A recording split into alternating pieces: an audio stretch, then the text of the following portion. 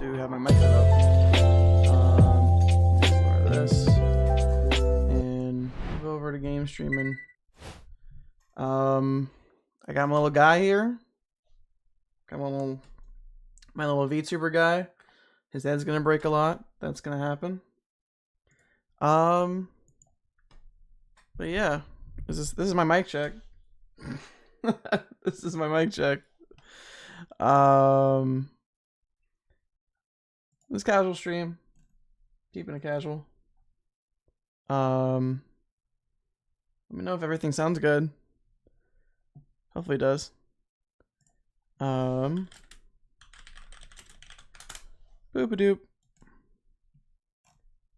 God, I really hope I'm a little quiet. Sick. Am I louder now? Feels weird streaming after not streaming in fucking forever.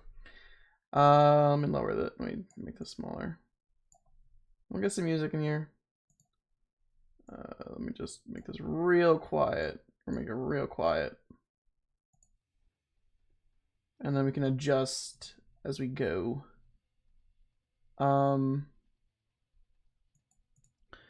It says I have no desktop audio. This is not correct. If I speak louder, if I'm speaking louder, am I speaking loud enough? Will that help? Now there should be music playing. Let me know if there's. I paused the music. Let me know if the music was playing.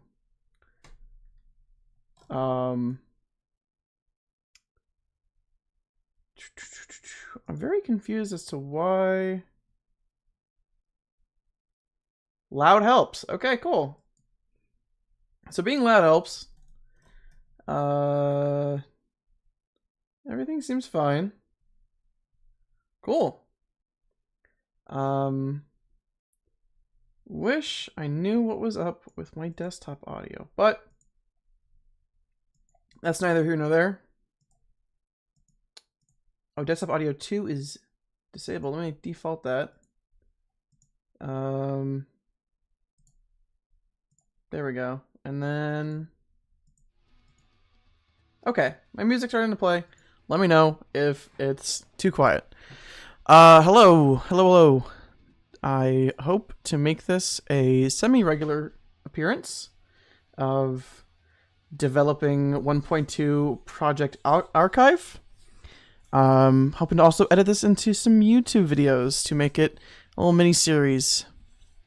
So far, we are developing additions to 1.2 coming from 1.1.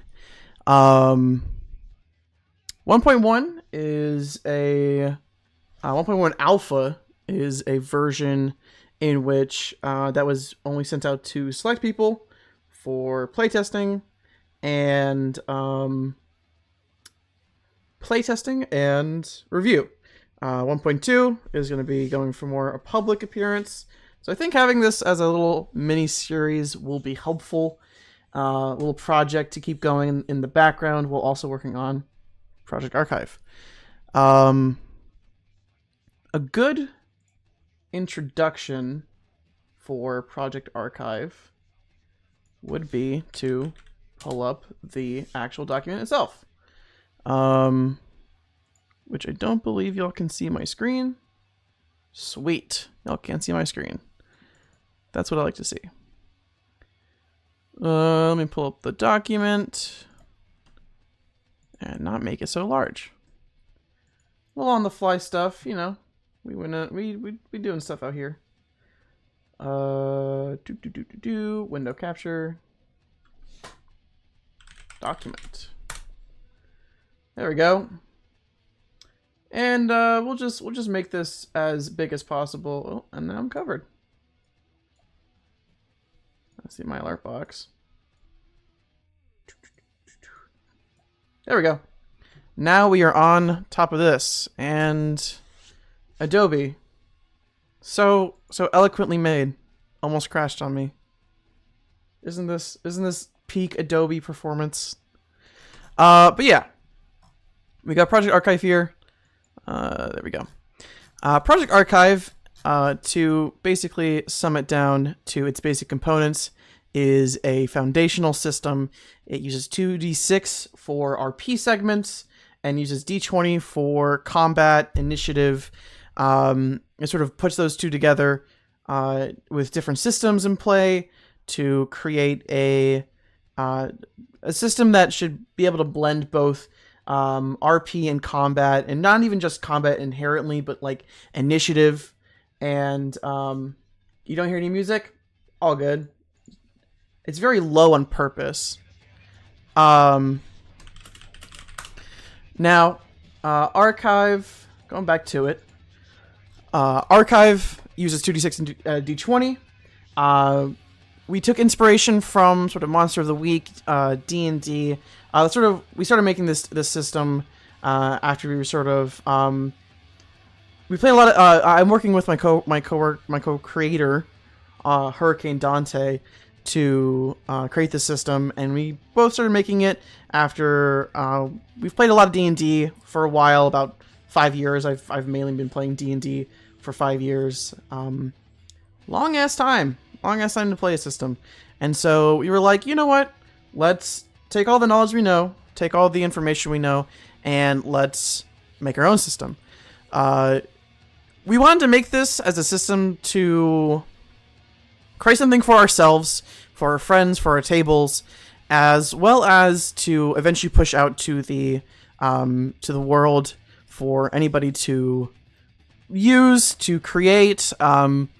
We're trying to go for, I think, a very open license here. We want to allow for people to create whatever they like without really fear of legality per se. We want, we put a lot of effort into this. We put a lot of love into this, so we want to, have some things to us, but it's mainly a system for everybody. A lot of things for this system are based on accessibility for new players into the tabletop scene. We want people to be able to feel like they can kind of pick this up and roll a character and just play, or a table can, pick this system up and just start creating a story as soon as possible, right? Now, the main core of this system is its skill system, its skills mechanics. Skills are a modular. It's supposed to invoke sort of that sort of RPG quality where you have all these skill trees that if you go into one, you really focus in that one, and you can do a lot of damage, or you can do a lot of different types of mechanics and abilities within that sort of skill tree. And we have some skills that synergize with each other, and we've created to sort of work off of each other. And that's sort of what the system's all about, is having those skills that work with each other, and but also, like, you're not locked into a specific path. You're, at least for this system, you're very free flowing. You can kind of pick up whatever you want. We're also doing only levels 1 through 10. This is our working character sheet. We only have 4 stats. Or 5 stats. Of the 5th stat is a very... it's kind of like a scale. I might get into that. This is mostly a dev stream, but I will sort of talk it out, per se. Now, with this, we're going to go into sort of just to how to build characters. Level 1 through 10. A lot of words will start to not really make a lot of sense right now, and that's why in 1.2 the whole purpose of this is to completely reformat it. So what you see here is nothing, it's not going to be anything like what you see in 1.2, aside from fonts and maybe similarly how it's sort of set up with its text and its text format rules. But the way it's laid out will be familiar but different. So essentially completely different. Now, level 1, you get kindred skills, 2 free keyword skills, and 2 skills, special, stat increase, or a keyword. We really want you to make your character feel like yours in the beginning without pushing a specific genre or setting. This is a very system agnostic system. It came with a lot of struggles. It was very difficult to sort of create abilities and stuff that invoked those powers that you can have as a tabletop character, but also not tie it to something that is grounded in a setting like gothic fantasy or high fantasy or like high tech sci-fi, apocalyptic, things of that nature. Which is something that will, once we get the public version of this out, we'll be asking more people on, like, should we develop more support systems for specific genres? And that's something I've been toying with in my head, is making maybe like mission generators and the like, maybe making like campaign starters for different genres, something that can like basically story prompts for what we call scribes. The game master, dungeon master in the system is called scribes. Players are players. But yeah, to get into ability score stats, we have a very basic strength, dexterity, wit, spirit, and luck. Strength and dexterity we felt felt good enough to keep in the system to as the way it is, with its wording and its sort of the way it's defined. We find that everybody can kind of look at a system and go, oh, okay, this is strength, this is how strong I can be, or this is how, physically weak I can be. Dexterity, oh, this is how dexterous I can be, this is how, like, hand-eye coordinated I am. And then we kind of go into more, stats that we kind of combined with a couple different things. So the foundation of our system is, like I said, skills, but also keywords. And we have, like I said before, have a strong influence with Dungeons and Dragons 5e. So we were like, okay, what do we like about 5e and what do we not like? And this is all very beginning. We've passed a year in development. So going from that sort of mindset to this is a totally different game. What I first made was a Google document, and that was about, I think it was like 60 pages long.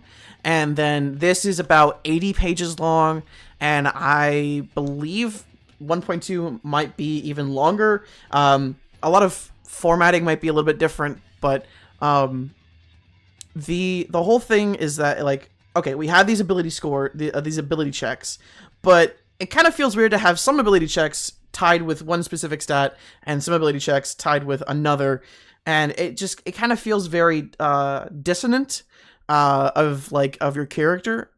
So we combined wit, and wit is wise or intellectual. It is your street smarts and your book smarts, and it's up to you and your character to sort of play how they are. So if you might have a strong, you might have like a plus 3, right? So you get into like stats, stat arrays. You might have a +3 in wit, and everything else is a little bit lower.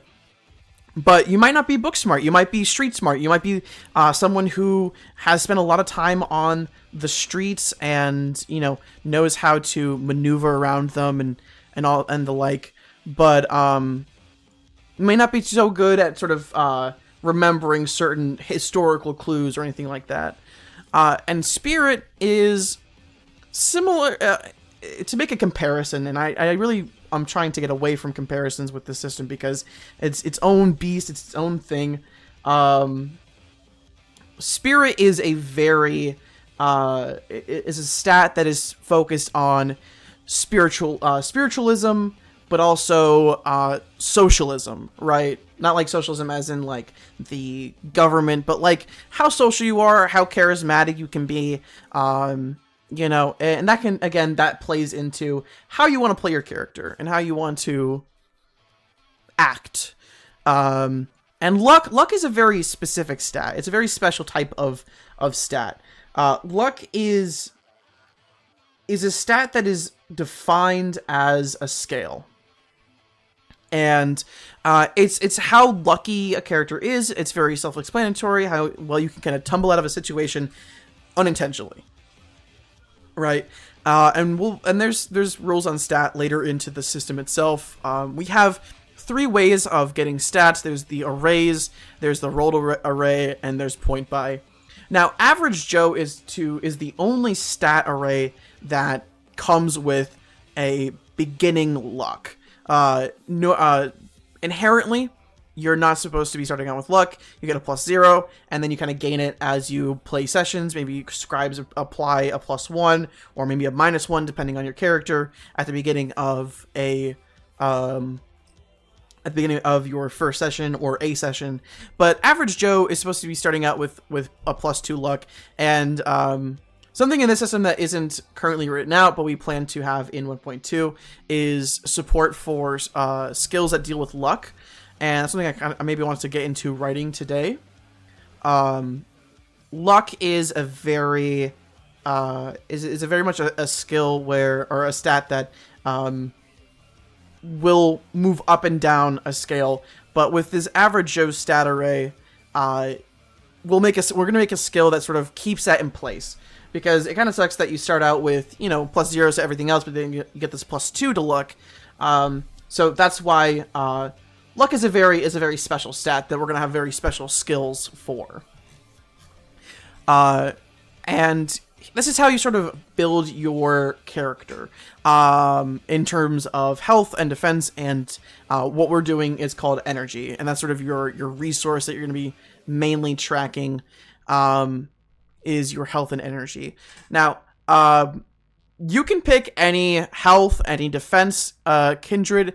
Maybe if you have a specific skill that either you created, the scribe created, or maybe we'll create. But again, this is a community sort of system. We want people to look at this and be like, oh, I want to create something with this, right? But inherently, you pick a health kindred skill. You can pick Strengthened, which is a D12 plus Strength. Quickened is a D10 plus Dex. Heart of Wits is a D6 plus Wit, and Spirited Heart is a D8 plus Spirit. Now, I'm thinking of changing the Strengthened Heart to a D12 plus to something lower, like a D10, and making Heart of Wits and Spirited Heart a D6. That's a change that I'm currently still thinking.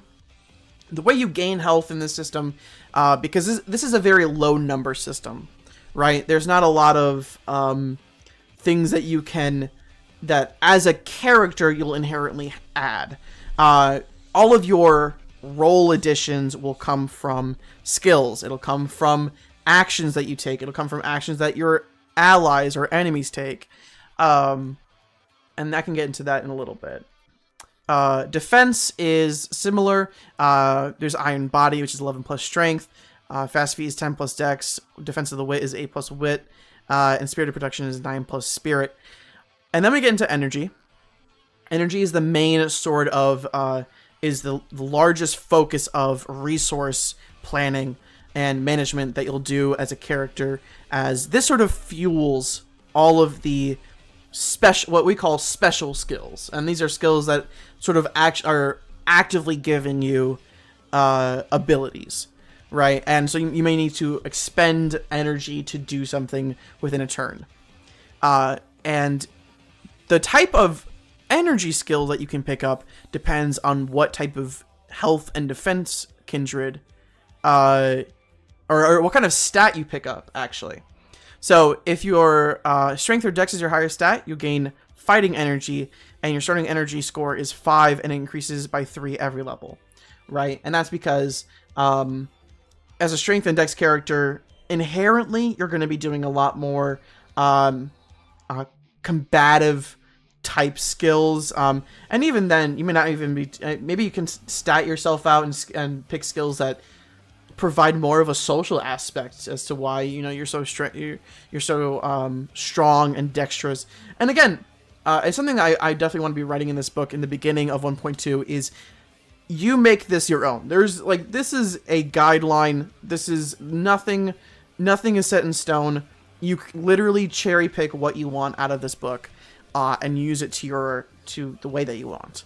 Energy Mind is what your spirit is highest at, and you get your starting energy score is higher, starting with 10, and then you increase it, and it gets increased higher by 5.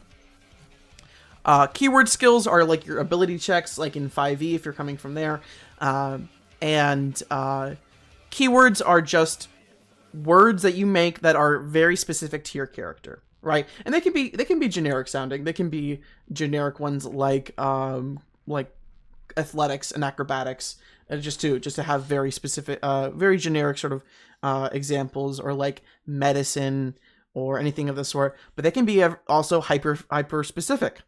Maybe you're very good at geology, so you know a lot about the study of rocks. So you create a keyword, and you gain a bigger bonus to checks regarding the study of rocks. Maybe there's a special rock in your campaign that you're investigating, and you're like, oh, I'm a practitioner of geology. I study that a lot, so let me go ahead and roll this and get a bonus to that and help out the party.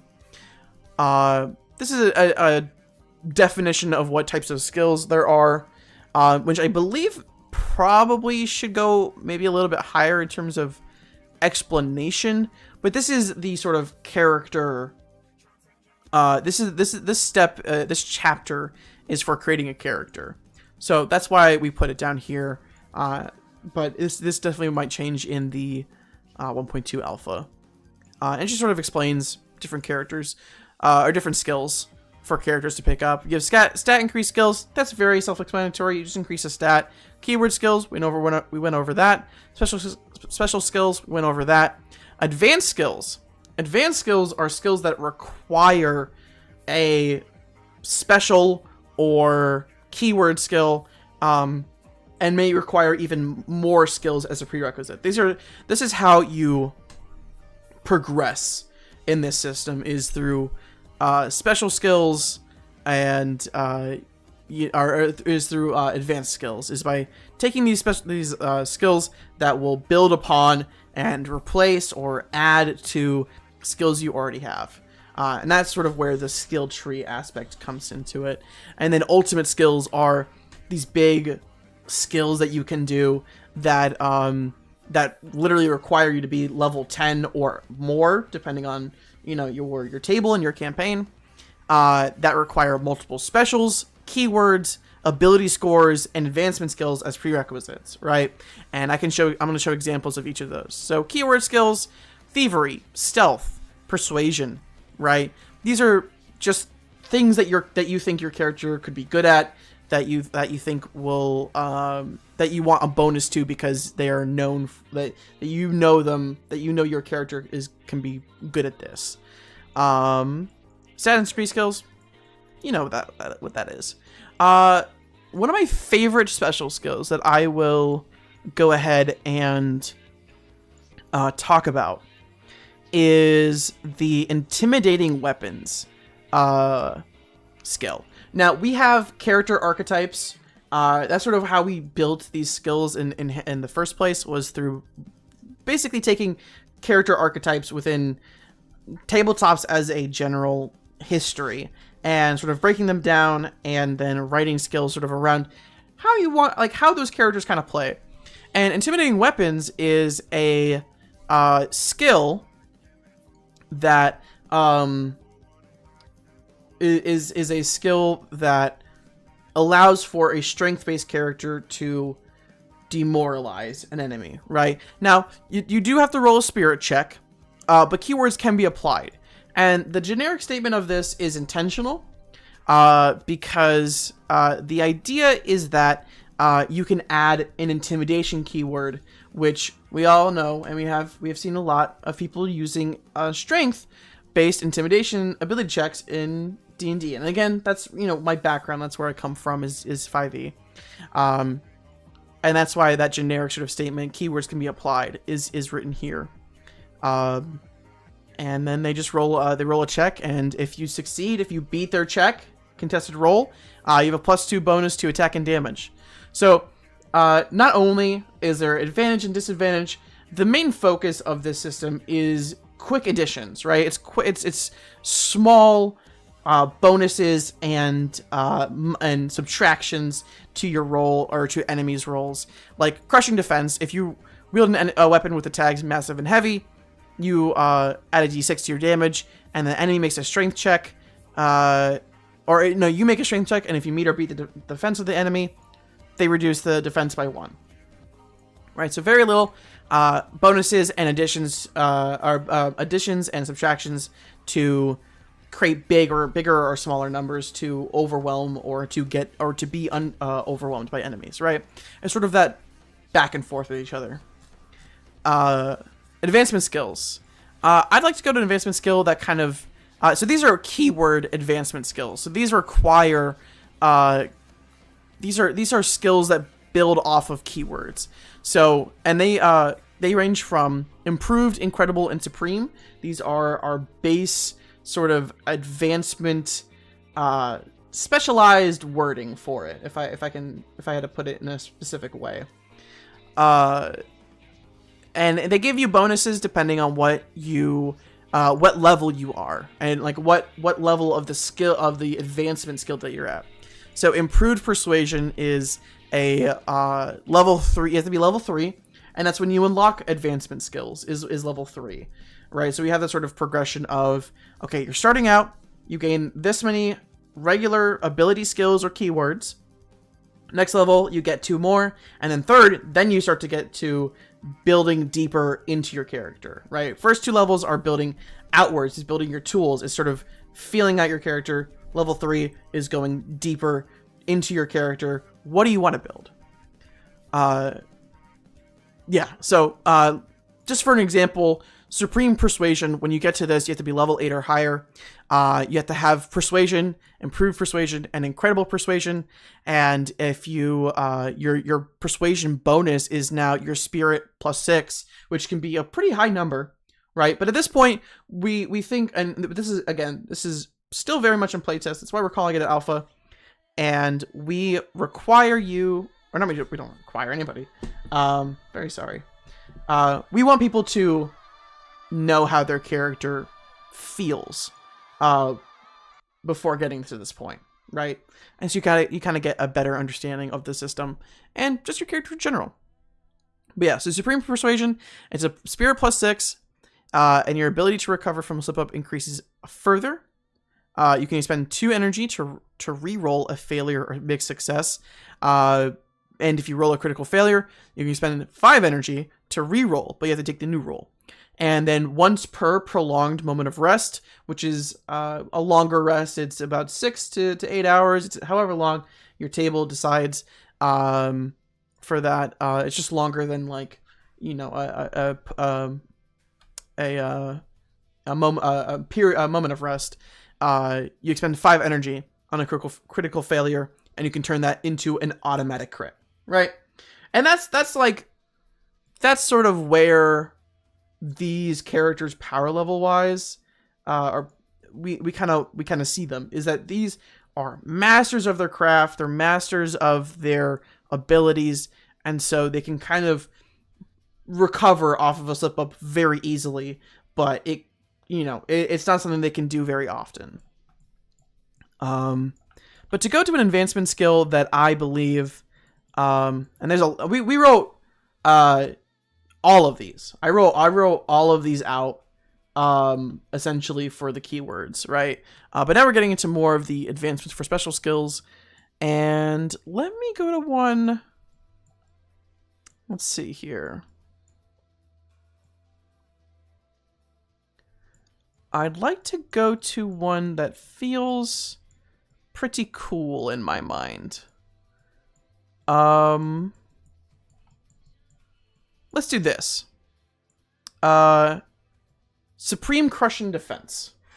It's a bit of a long one, but at this point you kind of know what your skill does. You're just adding on to it, right? When you wield a weapon with the tags massive and heavy, you can expend 6 energy to add 66 to your weapon's damage. This is an increase from 46 from Incredible Crushing Defense. When you hit with the attack action, you can roll a strength check. Keywords can be applied against the enemy. If you meet or beat the defense score of the enemy, you can reduce the enemy's defense by -6 until the end of the round. You can expend 7 more energy. So in total, you'll be expending... Might need to adjust that. I'm not entirely... I think... Oh, it's because we increased it by 2 for each of these. That's why. So this one from 9 to 13. There we go. You can expend 13 energy total to do all that. And increase... and in addition, reduce the creature speed to 0 and remove the enemy's reaction or one of their main actions until the start of the next turn, if they have not taken one yet. Incredibly powerful. You have to expend a lot of energy to do it, so it might be good on a boss, right? A boss type enemy, and that's sort of like what we're looking for as a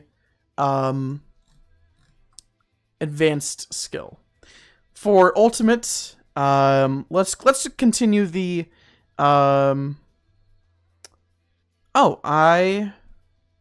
okay. That's actually very helpful. I realized here that I did not change the name of this. It says critical exploiting weakness. This should be something else. Let me go ahead and write in my update log on my Discord. Critical exploiting weakness is written twice, and we'll get more of these sort of mistakes and such as we're sort of formatting and developing the next edition, because I'm a crazy person and I like to basically take I like to have the PDF on open on one part of my screen and then Adobe InDesign on the other, and quite literally retype and redo everything, because I'm a crazy person. Which I actually will be doing a little bit differently, but essentially it'll be the same. Change this to the strength-based ultimate.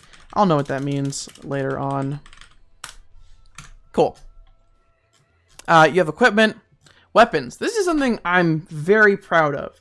Now, weapons in Archive is something that, in 5e, I've been wanting to sort of fix, right? And man, I'm trying to think. Thinking's hard. Thinking is difficult. With Archive, weapons sort of work like this. Players can gain 2 free weapon properties. You get melee and ranged for free. Now, your scribe can be like, no, you get to pick one. That's fine. You know, work it out with your scribe. But as base Archive, right? Because there's no, this is sort of, we tried making middle of the ground sort of easeability and difficulty, right? We wanted to sort of show the framework here of how much you can get and what you're sort of restricted from. It's a difficult process, it's a difficult road, but I believe we are sort of getting through it. But you gain 3 weapon properties from the list to be proficient in. Proficiency in Archive is literally just weapon and tools, right? They don't necessarily provide a bonus unless specifically said, because they already inherently do something. They don't provide an extra bonus like you don't have you don't gain +1 to this keyword or this skill. It is its own sort of separate thing, or separate sort of system of how it all works together. But you gain 3 weapon properties to be proficient in. You can either choose one of the pre-made weapons, or you can create one of your own with the help of the scribe. I would love to develop a little website where you can basically roll you just roll a random weapon, and maybe there's no name to the weapon, maybe there's no I think it'd be very funny to just sort of create a really weird weapon just by rolling for it. And I also will, you know what, I'll write that down before I make a roll table for weapon properties, and we're about to get into this, weights and heights. But yeah, so these are our pre-made weapons. We have dagger, short sword, mace, all the sort of typical semi-fantasy, it's really just about the name change at this point. What if you're in a sci-fi setting? Okay, you have a plasma dagger or a plasma polearm, right? And you just follow the ability stat it requires to roll to hit and for damage. The weight is balanced and the height is long, and the properties are reach and tripping. And this is for the polearm. And the damage is D8. Now, something I had to figure out was, okay, if this is a low number, low roll system, how do we make the damage you take and the damage you push out fit in line with that, while also having dice variety? Because we like dice, we like to have dice, and like to have different types of dice, so kind of having a mixture of what kind of dice you roll is something I really wanted for the system, and I think Hurricane Dante also wanted for this system as well. But to keep in line with that, the only thing that you're going to be rolling for damage in terms of your weapon damage is just one die, inherently, right? Like for the polearm, for example, it's just a D8 of damage. But you're like, okay, well, what if I wanted to do more than that? Well, you do have more than that. You have these properties that do stuff. And you're like, okay, well, what if I want to add my my dex or my strength? Okay, well, we have ranged weapons as well, do the same thing. And we have shields, which are considered weapon, but we literally do have that. We have properties that provide that bonus. Crushing, slashing, and stabbing, you add specific types of these damage. So let's say your dex is a +3, and you have a weapon with a slashing property. You do a D whatever plus your dex as slashing damage, and maybe an enemy has a vulnerability or a weakness to slashing damage. Maybe something special happens there. But, we have shields. They also have specific weapon properties. Shields' weapon properties are, all about protecting yourself.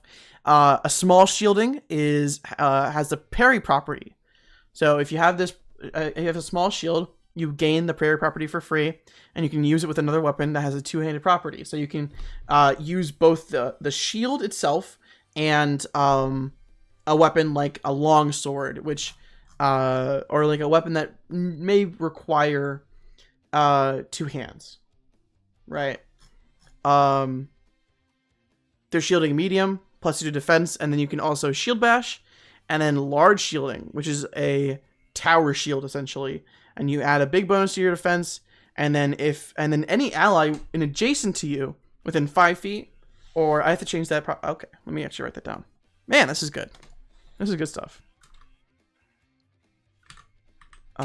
Shielding, large, any ally within 5 squares, 5 feet, change to 1 square. Cool. So that's sort of what up. That's so we're using squares because if you're using a map, like a physical map, it's easier just to, because people don't really count in feet very often, like 5 feet, 10 feet, unless you're super used to it. So if you have a physical map and you're using squares, whether that be on a physical map or even Roll20 or any other sort of virtual tabletop, they have the little squares, and you just go, okay, 1 square, 2 square, boom, easy math. And then we have quality. This is all extra stuff. You know, this is the stuff that is in here if you'd like to use. A broken weapon has to be, it'll only do damage of the base stat. And then after every attack, you have to roll a d20. And on a 1 or 2, it becomes unrepairable. And then every attack after that increases the range by 1. So a second attack with a broken weapon breaks on a 1 through 3 on the die. There's no additions to that. If you roll a 1 through 3, it breaks. Maybe you still do the damage. Maybe you don't. Up to the scribe. Brittle. Basically, qualities is for how many times you can reduce a critical hit into a normal hit. Weights actually provide something. Weights, like weapons with a light property, can be dual-wielded with any weapon, regardless of their weight, as long as the other weapon does not require 2 hands to use. Balanced weapons have advantage on checks made to disarm, and as well as to be disarmed. Probably should add that.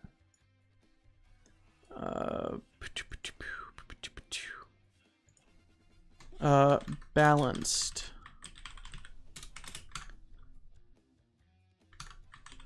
Add sentence and to be disarmed. But yeah. And this is a little system. And, you know, we get into armor and such. I need to start actually developing 1.2. This is a 47-minute overview on the sort of history of Project Archive and where we have been in the last past year. You know, sort of that sort of stuff. And, you know, as we go into 1.2, we'll be developing more and more for this game. Boy, that's a lot of talking. But now we're going to get into actually developing 1.2. Let me go close this. There we go. So, let's go into book layout. Let's just kind of let me go over the book layout for this. So we have the cover, the credits, the table of contents. Chapter 1 is the introduction. What is a tabletop RPG? Types of dice.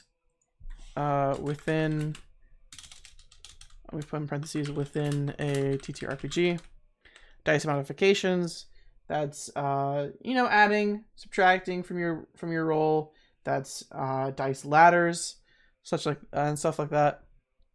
What is Project Archive? The system dice. Let's do types of skills. Let's put the types of skills here, and that way you kind of give an explanation of the types of skills. Stat explanation. Ooh, and that will free up chapter 2. So that way in chapter 2, you won't be having to read a bunch of stuff. You'll just get literally all of the stuff that you need. So, there we go. You'll literally just get standard array, you know, your rolled tables, your all of that stuff. You know, what's your kindred skills, yada yada. And all the explanations will be in the beginning portion to sort of explain to people what we're kind of working with here. Chapter 2, character creation. What is character creation?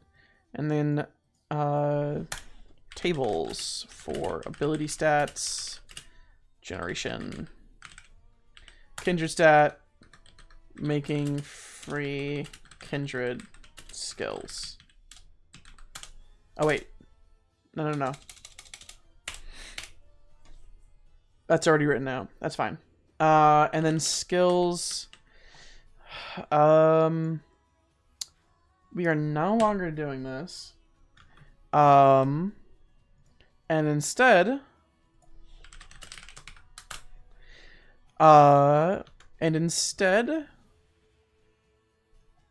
we will be doing it like normal. We'll be doing it like 1.1, where you have explanations for all the skills.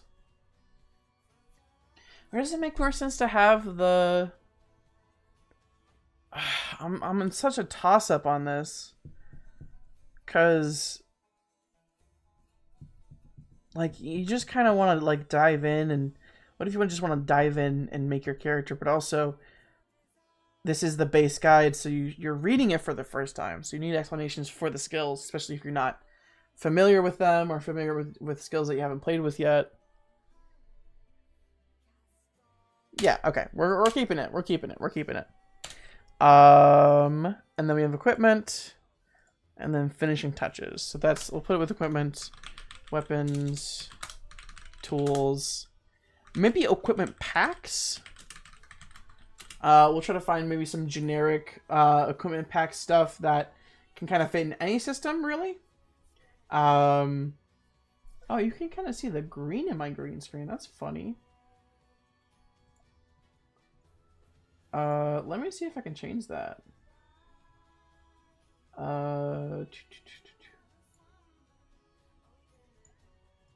There we go. That's much better. Finishing touches. Let's go ahead and... that's fine. I think finishing touches is fine. I'm wondering what we can add to this, if we can add anything. Because I know we want to have a random character generator. And I'm not sure if that should be in the back of the book, or that should be in a different set, in a different PDF, or like its own sort of like website, because I know I want to do a weapon generator website. I'm write that down. Weapon generator website. Cool. Let's see. Rules. We have the general rules. We have custom creations, phases of gameplay, the RP phase, travel phase, hex crawl rules. I want to make a hex crawl, but I feel like making a hex crawl for agnostic system is difficult, to say the least. Hex crawls can be fun, but also it's fun if you don't really know where exactly you're going, and maybe the scribe needs a little help with figuring out, like, once I have that like random generatorness sandbox type campaign, but doesn't really know where they want to go with that.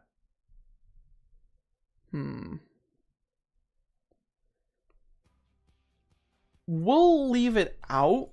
We'll leave it out of 1.2 for now.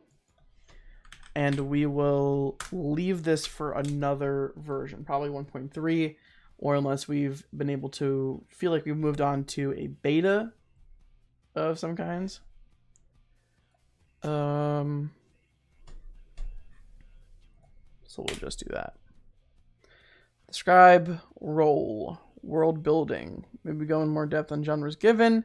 That's what I've been thinking, is more depth on the genres that we provided, which are 1 point. Sorry, I'm not even thinking about genres. God, my brain is mush. Genres such as like noir and fantasy and apocalyptic and so on and so forth, and to the like.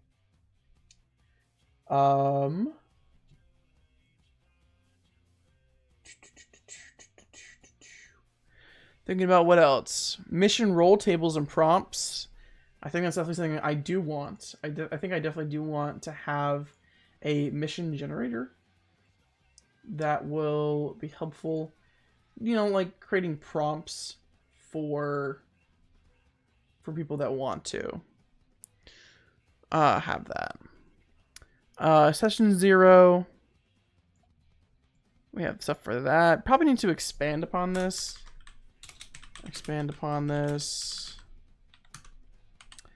Maybe more support for scribes. in session 0 / start of campaign. And I think that's kind of like where the mission role tables and prompts will come into play as well, as maybe sort of that prep is maybe campaign starters or something of the sort. RP phase, travel phase, hex crawl tables, initiative phase, ticking clock status effects. We need more status effects. Need more status effects. God. I was talking.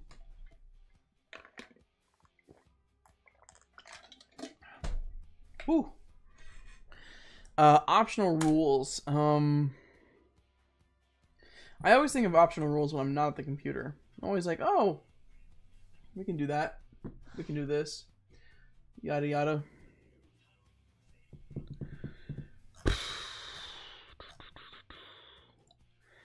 Genuinely trying to think.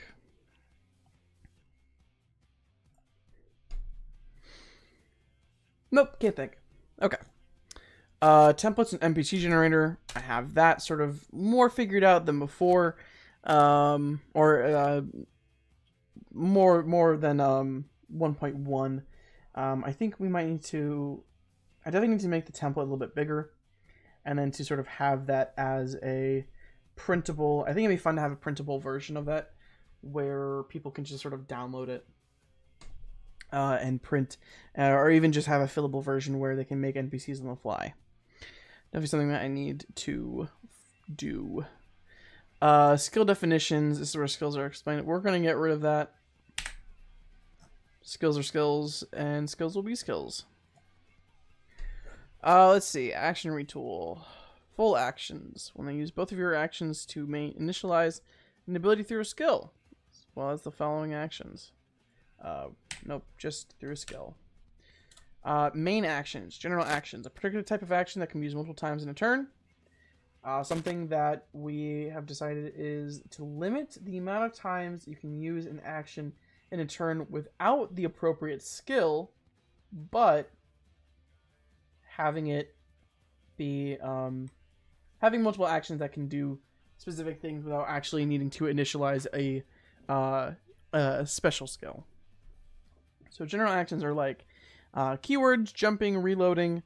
Reloading does take an action, dashing, and any action a character that wants to do that doesn't fit with other categories goes here.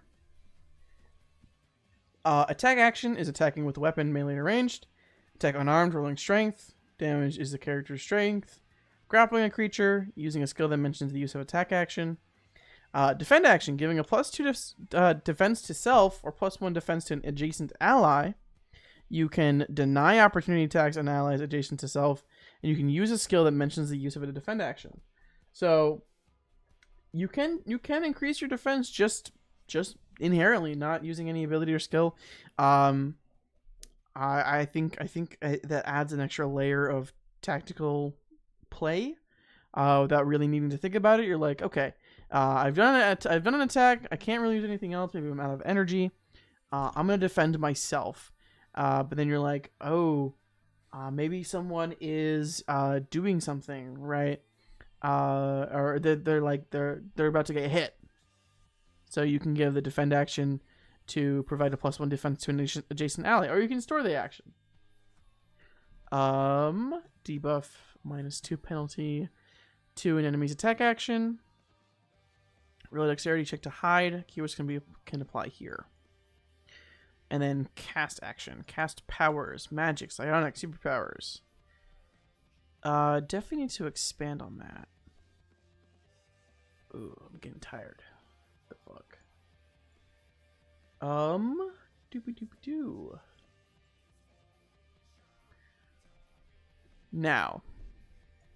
New skills. Healing skills.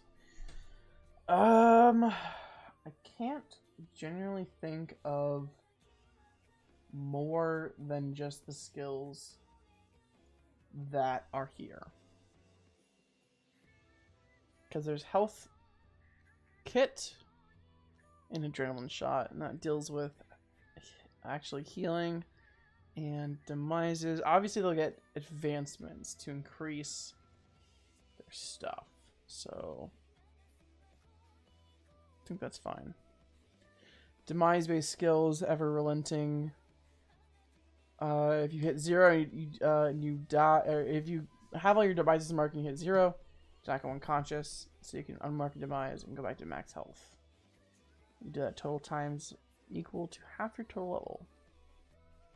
So you can do that 5 times. So if you go down to 0 after marking all the demises, you can instead just go back to max. But you're limited on how many times you can do it. So at 10, you should be able to do it 5 times, as you are supposed to be a super powerful person.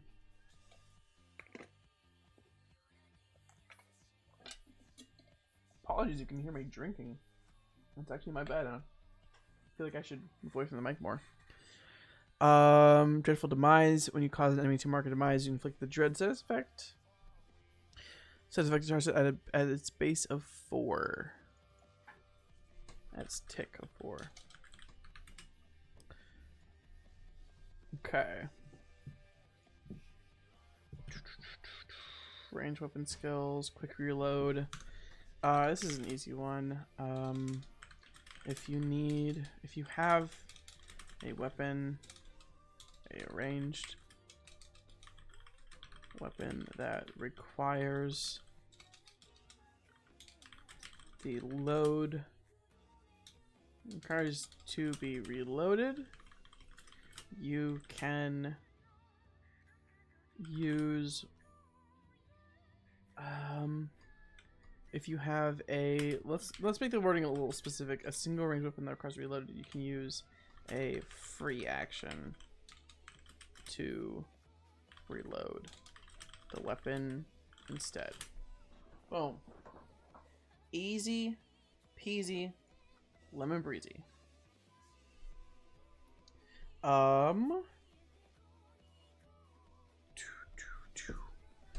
Trying to think. I think it's difficult. I think that's fine.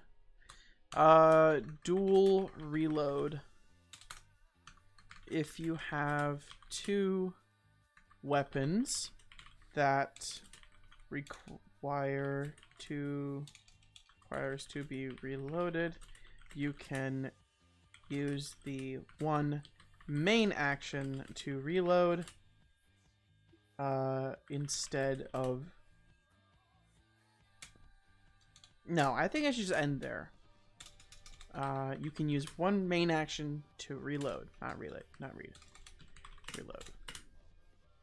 If you have 2 weapons that requires to be reloaded, if you have 2 weapons that require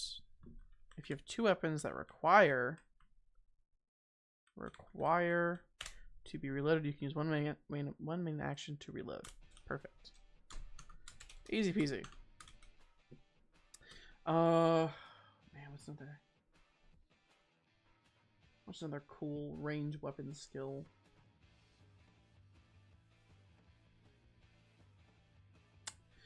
We have quick reload, dual reload. Do some reload skills. We got 2 guns, 2 crossbows need to be reloaded.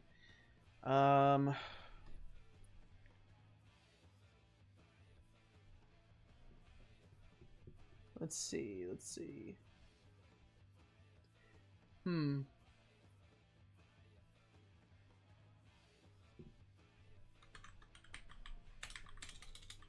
Oh wait, we had that I had that skill I was gonna change up. Where the hell is that?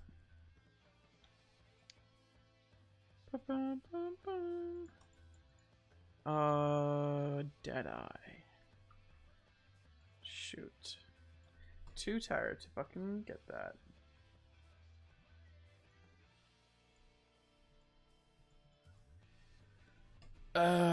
Casting skills. I need to do cast rules before I end the stream. Cast rules. Expend 1 energy to begin the cast. The cast is either a touch range or targeting 1 enemy within eyesight. I think actually it makes more sense. The cast is base targeting 1 enemy within eyesight. And so that kind of covers touch. That kind of covers, like, you're like, okay, I can see the person. They're literally right in front of me. Boom, touch them. They're dead. Maybe not they're dead, but you know. Expend 1 energy to make the cast either a radius around the player, under the character. I can't tell or think if cones are too difficult if I want to put cones in my game, because nobody ever really knows how to make cones work.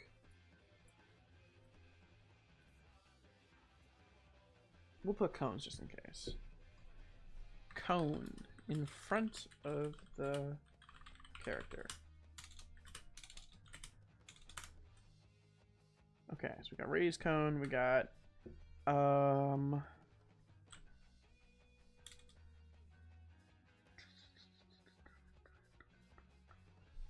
that's all I can think.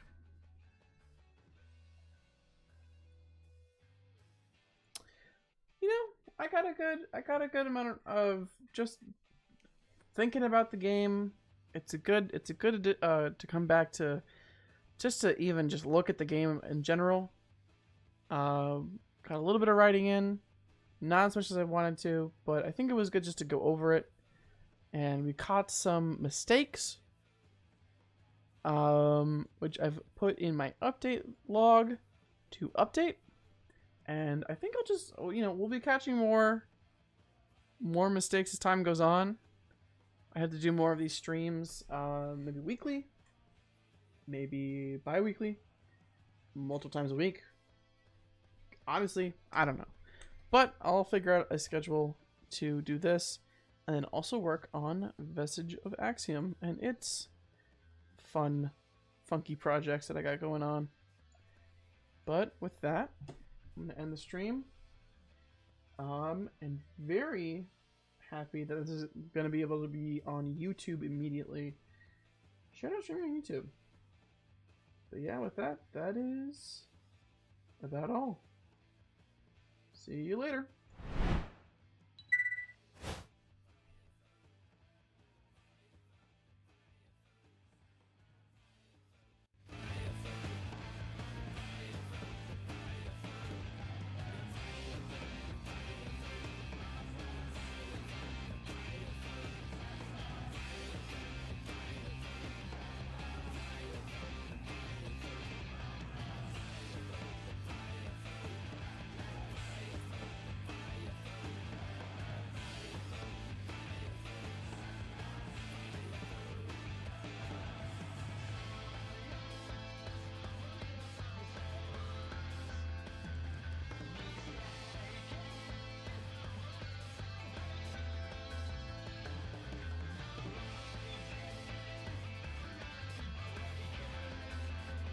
Hold on. Hold on. I can't end the stream now. Alex got a blue candy for me, in honor of me. Alex got set up. You know what, Alex? And Una in the chat. I'll keep going just for y'all. Fuck it. You guys can hear my ramblings. Oh, well, thank you.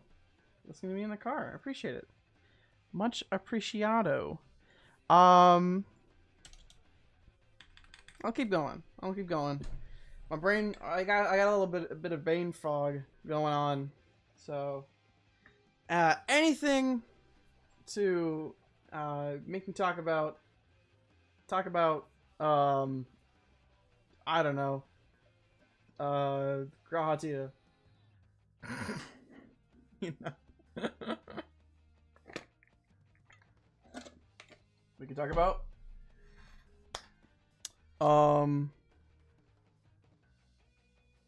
I also like you can help that you can help teammates. I think the whole thing with this is that I want you to be able to do more. And now you're gonna hear my rant.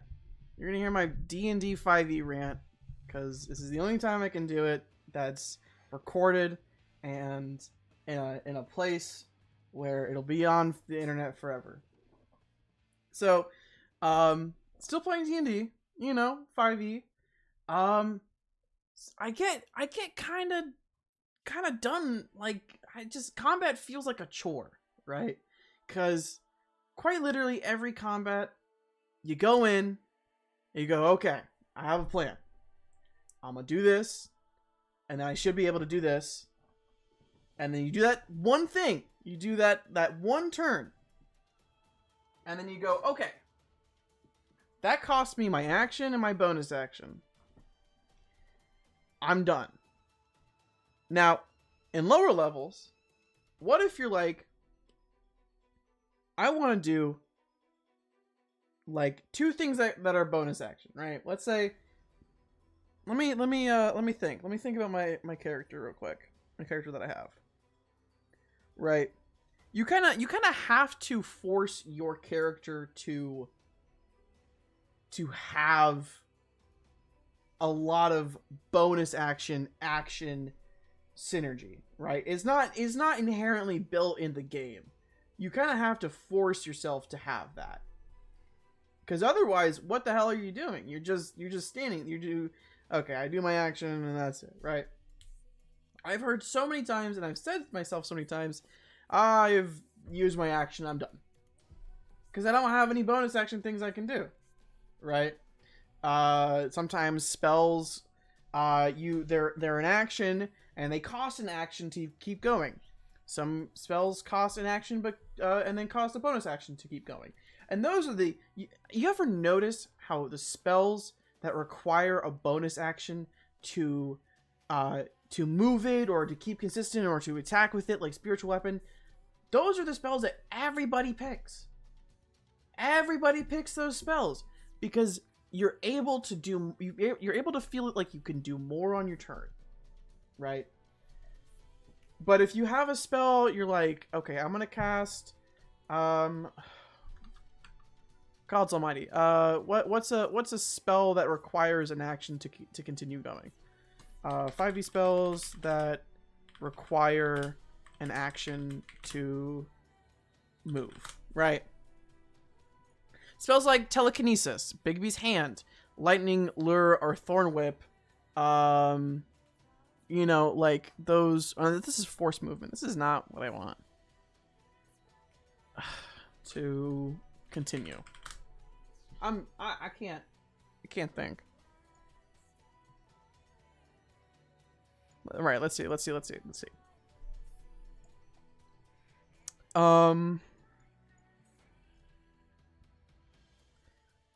keep seeing Telekinesis. Is Telekinesis require an action? Is that a required action?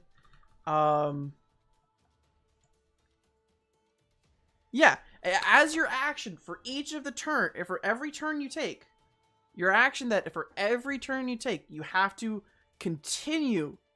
You can continue to do the stuff that you want to do with it, right?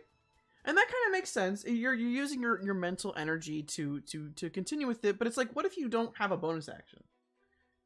Right? The whole thing with 5e is that you kind of, at low levels, you feel like a peasant, and then you slowly rise to become a god.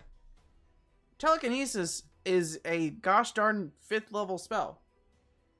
So it's kind of like you're getting that in the middle of your leveling, and then you're like, okay, Telekinesis, I'm going to use it. Boom. Action. I'm lifting this creature, and I'm going to throw them. and then you go, it's my action. I use my action just to cast the spell. I'm done? Okay. Do I have any bonus action stuff? My class doesn't give me any bonus action stuff, and I've already cast a spell. And every single cantrip in the game, aside from, I think, 2 cantrips, are actions. So I can't do anything else. So I'm just lifting this creature in the air, and I'm done. And so you go, well, that's all I can do. I've heard that so much. Oh, that's all I can do. And, you know, not to bash on 5e too much. You know, it's a game that I hold dearly. You know, it's a shame to see what they're doing, what Wizards of the Coast is doing with the so-called 1D&D or the new 5e whatever, right? I'm not playing that. I'm playing 2014's Player's Handbook and all of the expansion books up to fucking Tasha's and a little bit after that, right? Because that, while still a mess, is a mess that is kind of nostalgic at this point. You know, you're playing it for 5 years. I think of 5e when looking forward to playing other tabletops, and like that feels like a nostalgic thing for me. But yeah, like it's that's why I really want to create. This is why I'm creating Project Archive. That's why I'm creating this, is because I want a system that you can sit down, you can have a character, and you can go, okay, even if I don't have any energy left, any skills left, I can still do stuff. Even if I'm not an attacker, I can still let's go look at let's look at the actions, right? I can still dash. If you want to dash 60 feet in one turn, or what would that be, 120 feet in one turn? Sure, go ahead. It's your turn, and if you're just moving, right? Like that's up to you if you want to do that. So that's why I made that a general action. Jumping was stupid in 5e. I was like, I want something simple. If you're crossing a gap over 5 feet, logically, it's going to take a little bit of finesse and skill. So yeah, you're jumping. It's an action. You just jump. And then, but like, okay. And then we're going to get to the actual actions itself. Let's say you've already, and inherently in Archive, you can only use one action per turn. You can't use 2 attack actions in one turn, or 2 defend actions in one turn, because I want y'all to think about like what else you can do on your turn, right? Even if it's gonna be the same thing over and over again, you're still feeling like you're gonna get that thing. You feel like you're gonna be able to do more. That's the idea I'm trying to invoke here.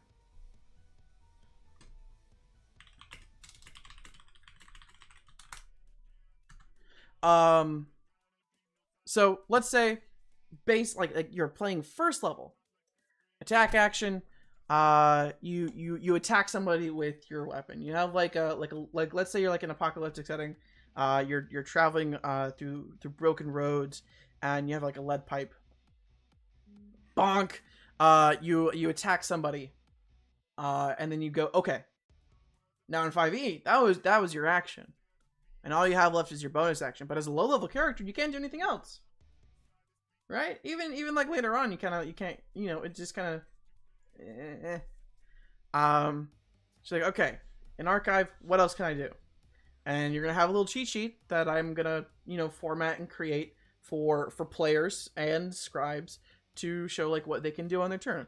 So you're like, okay, I did an attack action, I made an attack, I can either do a defend, a debuff, or I can cast a special. Oh, I'm all out of special, like I'm all out of energy, so I can't use my specials. Maybe you have specials that just require energy. I can do a defend, I can do a debuff, maybe I can do a cast depending on the campaign. Okay, I have all these options. I will. Oh, my friend is about to get hit. I'll defend them. I'll defend my ally, or I will debuff an ally, and I'll cause them to get a penalty. Right? And that's my rant. That's, you know, there's a whole rant with Wizards of the Coast itself and its AI art and 1D&D, and I don't know if you've ever caught up with it. I kid you not, they are backpedaling everything. I watched the video of their most recent like player review. You can literally they're backtracking. You can see all the backtracks. They're like, okay, warlocks, we're gonna try something out with the warlocks, where they get this and this. It was warlocks can choose their spellcasting ability, which is a huge thing, which I've always done, right? I've recently been like, yeah, if you want to have a class that like doesn't, but like it doesn't, the spellcasting thing doesn't really fit your character's aesthetic or like what you're trying to go for, change it. It's fine. It's just, it actually doesn't break the game at all. Give me 1 sec.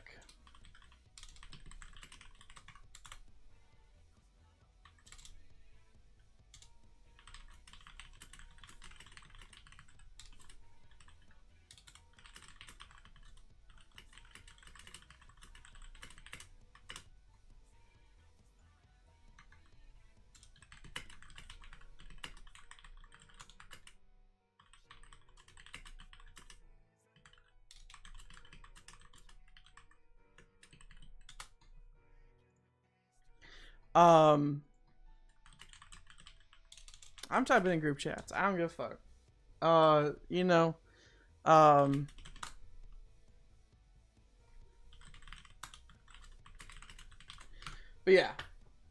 yeah, what's up? What's up, Mola Molly? We in this. We're ranting about, or I'm ranting about 5e, and I try not to toot my own horn a lot. I'm not that kind of guy. I'm not that kind of person to toot my own horn. I'm just, thank you. This is right now, this is sort of my planning phase for 1.2. This is my additions. These are my action retools, like sort of like everything essentially staying the same except for I've added general actions. And so my VTuber, the VTuber model. I took like 50 calls today because it's the start of the school, and it was literally me alone for like 2 hours, and then I had my coworker for the rest of the day. It was rough. We had a rough time, but you know, we're out here. Yeah, I've been ranting about 5e. Well, I presume Alex is playing Baldur's Gate, which I think Baldur's Gate, genuinely, I think that is such a, like, 5e works so well as a video game because you can kind of like the Larian Studios defined a lot of things. They streamlined a lot of things. Like, I think Baldur's Gate is a perfect thing of I can and will be playing TFT. Fuck yeah. I wish you luck. I don't know how TFT works, but I remember it's not like a card game, is it? It's like a League of Legends card game. I genuinely do not remember. But yeah, Baldur's Gate I think is fantastic. I think that's such a great idea of, it's such a great thing of ingenuity for 5e, and it's real funny when people go from Baldur's Gate. It sucks. It's League of Legends, so I will not be continuing that sentence. But it's gonna be, it's funny to see people go from Baldur's Gate to playing actual D&D, and they try to do all this cool stuff, because I think, doesn't Baldur's Gate work off of like action points? Like it's kind of like an action bonus action thing, but does it not? It like runs off of action points. It doesn't run off of like specifically action bonus action. I could be totally wrong. I could be absolutely completely wrong. Um but yeah. Right now I'm trying to think of more skills to create. Right now I'm starting out with a good 2 skills per category here. I was thinking we definitely needed some skills for healing to heal your party members. Definitely need some skills based off of the demise system, which I can go into if needed. Just let me know if you want to know specific things, and I can definitely go into detail about that. I've created 2 skills for range weapons that regard reloading. I definitely need to think about more that deal with like damage, or maybe like, or maybe I think I just also need to think about more weapon properties too. Let me write that down. More weapon properties.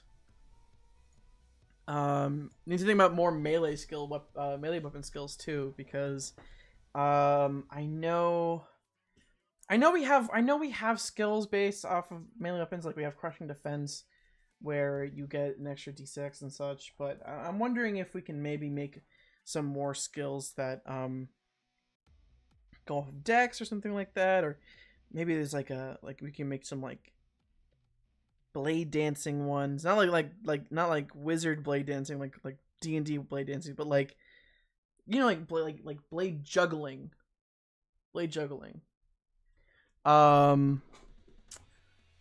Yeah. Casting skills, definitely need to go into casting a little bit more. Casting, I'm currently thinking of the model for it. And this is going to work in this as well as Vestige of Axiom, which is my fantasy supplement, which I am currently making stuff for. Oh, I should probably add... Okay, we're going to go on a little tangent. A little sneak peek, if you will, but not really a sneak peek, because I've talked about this system extensively, but not on stream. It's a sneak peek for the stream per se. Let me go ahead and log into Notion on my browser so you guys can't see all my files, because I don't know. I said so. Okay. So I gotta think, where did I put my wizard drawing? I put that somewhere. Doopy doopy doo. How has everyone been? How's everyone doing on this fine day? Okay. Whoa, all these classes. What can this be? What can these classes be?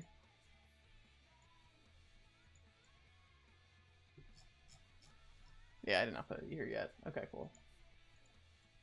Oh, this is the wizard. I recently finished a drawing of my witch class. It's one drawing out of many that I would like to have.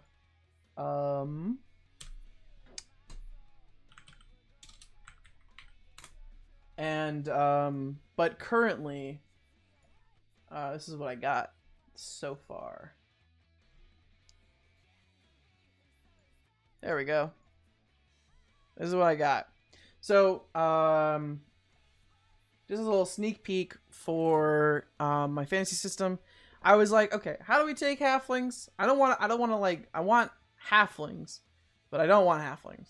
If that makes sense. I want to like make my own little guys. So with the help of a chatter in chat, Oda, and our friend Shrimp, I've created the Jerlings, which are like they're not anthropomorphic mouse people because we have that sort of like furry race called the Nemosa, right? Can I even pronounce the name of my own race, my own lineages right? Nisoma. I'm gonna get that wrong. We have like the actual furry people. Thank you.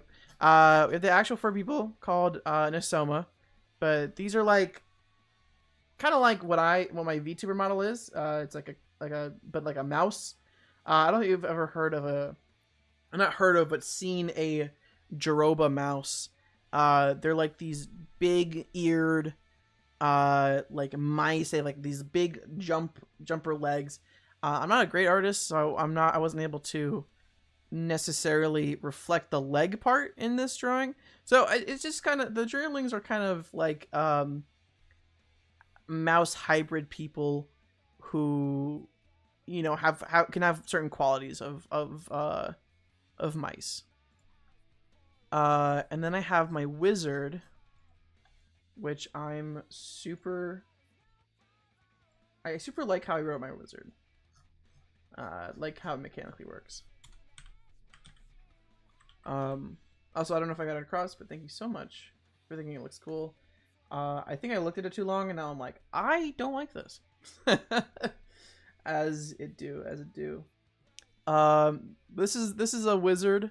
I think I'm still kind of figuring it out. But this is so I kind of think about like what kind of character, using the stuff I've created so far, I want to draw. So the idea with this fantasy system is that with lineages, you can kind of pick one core skill from the lineage that you want, and then if you want to be like, literally you can just pick one core lineage skill, and then you can just pick from this just skills from within that lineage. Like excuse me, sorry, I cannot speak today. Better to give a visual representation. So lineages, let's just go to elves.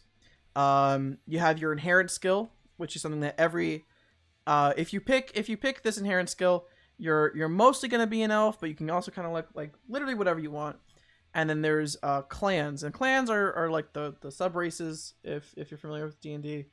And so you can pick either skills just from a clan, or like one clan, or you can pick a you know, you get 2 clan skills, so you can pick one from elf and one from a dwarf, or you can pick the inherent skill from an elf, and then you can pick like 2 different ones from 2 different lineages.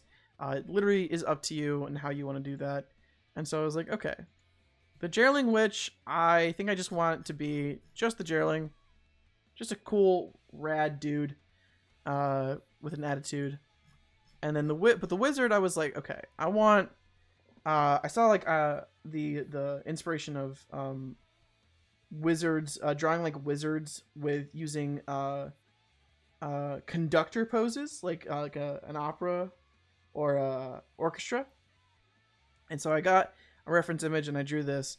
I was like, okay, what do I want? I want wood elf, hence the leaves on the head. But I also was like, okay, maybe they're I wrote that like in lore, wood elves and are allies and friends with what is known as Zensa, which are the bug people.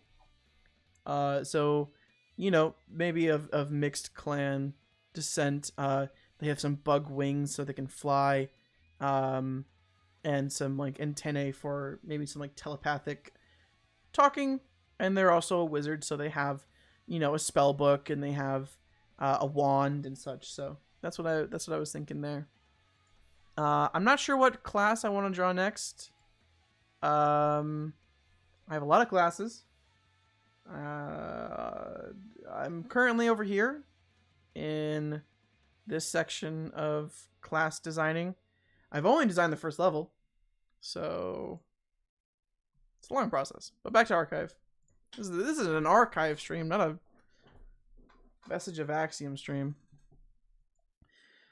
If anybody has any ideas on skills, please let me know.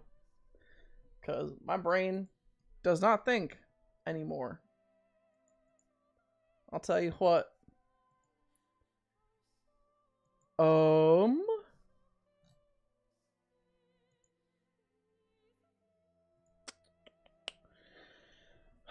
I kind of just want to start formatting, but I know I shouldn't. I know I need to sort of sit down and think about new skills. I need to think about how random character generators work, the luck archetype, and the skills that kind of go into that section.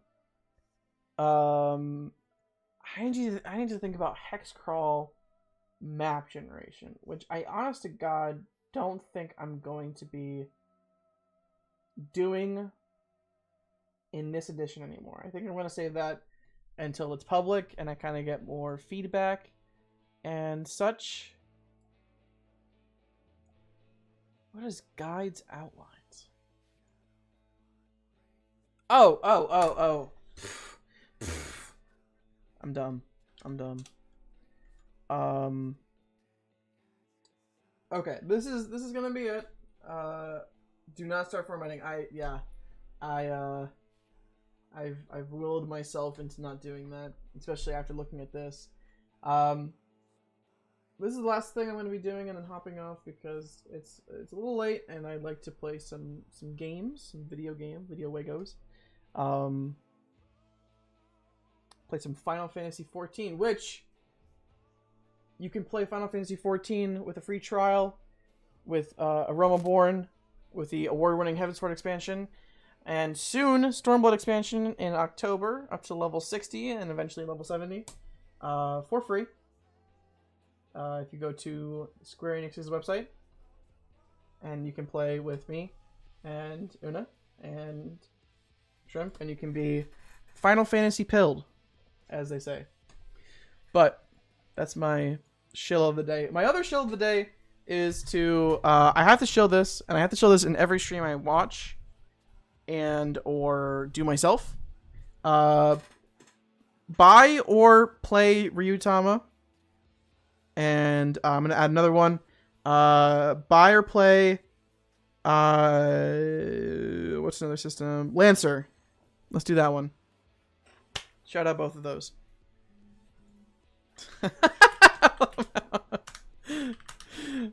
That's so funny. I should have not clicked end stream. That's so funny.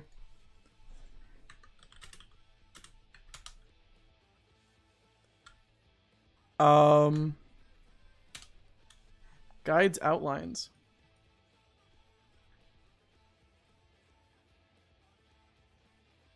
This is if my VTuber is looking this way, it means I'm thinking.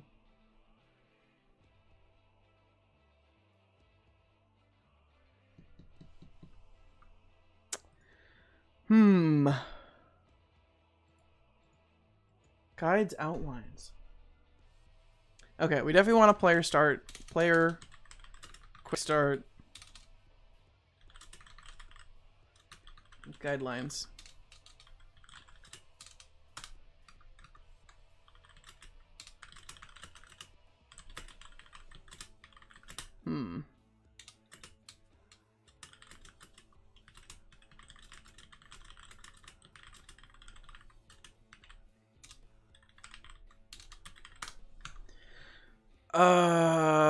And then we also need a scribe quick start. We definitely need a skill guide. That has every single skill in the game, but it's only the skills. What are some other quick starts? What are some other guides I can make?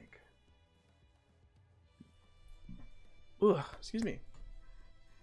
I think that's a good amount. I think that's a good amount for now.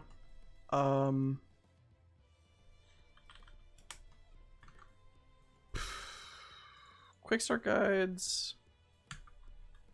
Man, I can't think.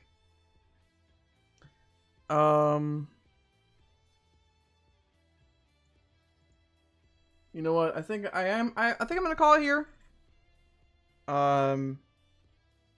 Just because it is getting late, and but I will be doing this again at some point in the future, and I will hopefully be doing this sometime soon again, and with a different. You'll be seeing myself with a different avatar. It will not be 3D.